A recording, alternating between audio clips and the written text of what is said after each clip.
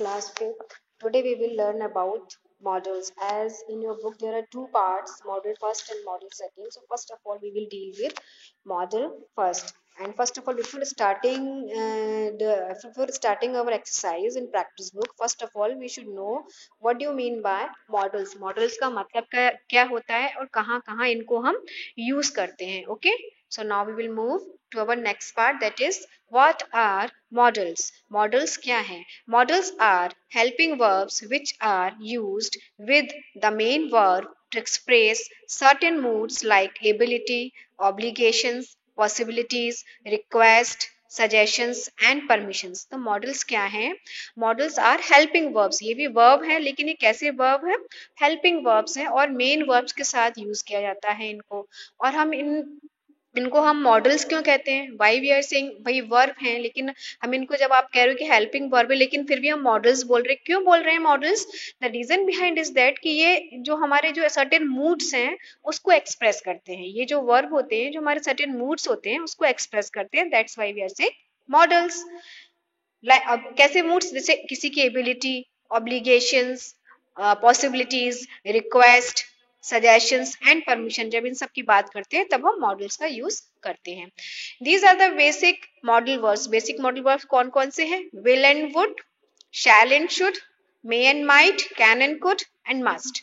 So we will read one by one about the given topic. Now modal can. सबसे पहले can के बारे में पढ़ेंगे. Usage, ability to do something in the present. Present में हम कैन का यूज करते हैं, मतलब किसी की एबिलिटी बताना कि ये काम कर सकता है. Example, Alia can speak English. इसमें एबिलिटी बताई कि आलिया क्या कर सकती है? इंग्लिश स्पीक कर सकती है. This sentence expresses that Alia has the ability to speak in English. Then modal could. Usage, express ability in a weaker manner, मतलब वीकर मैनर में एबिलिटी को एक्सप्रेस करना. I could read even without eye glasses.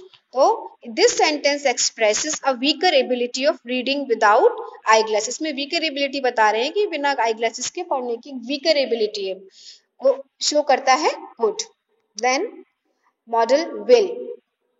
Usage, makes a prediction और request. Prediction मतलब भविष्यवाणी करना, आगे के बारे में बताना, जो काम हुआ नहीं है उसके बारे में बताना.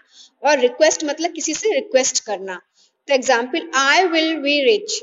This sentence shows a prediction. ये अभी रिच हुआ नहीं है लेकिन बोला आई विल बी रिच, मैं रिच होऊंगा, यानी कि प्रेडिक्ट कर रहा है कि मैं रिच होऊंगा. तो ये प्रेडिक्शन कर रहा है. This sentence shows a prediction that he will be rich. Then example, will you get my purse on my table please. अब इसमें देखिए विल का यूज कैसे हुआ? इसमें रिक्वेस्ट के फॉर्म में हुआ है. This sentence shows request. ये सेंटेंस क्या शो कर रहा है? रिक्वेस्ट शो कर रहा है. Then we will move to modal would. Would को हम कहाँ यूज करते हैं? Past tense of will.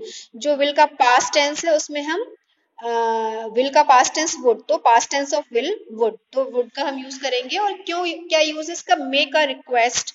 Example, would you mind if I join you. मतलब रिक्वेस्ट करा, अगर तुम सही लगे तो मैं ज्वाइन कर लूं. Someone is making a request, यहाँ पे रिक्वेस्ट मना रहे हैं. अब नेक्स्ट आ गया मे. मॉडल में इसका क्या यूसेज है?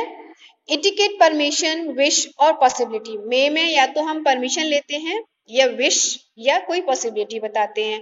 It may rain today.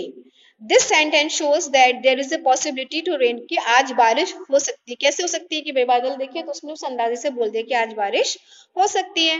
This sentence shows that there is a possibility to rain today.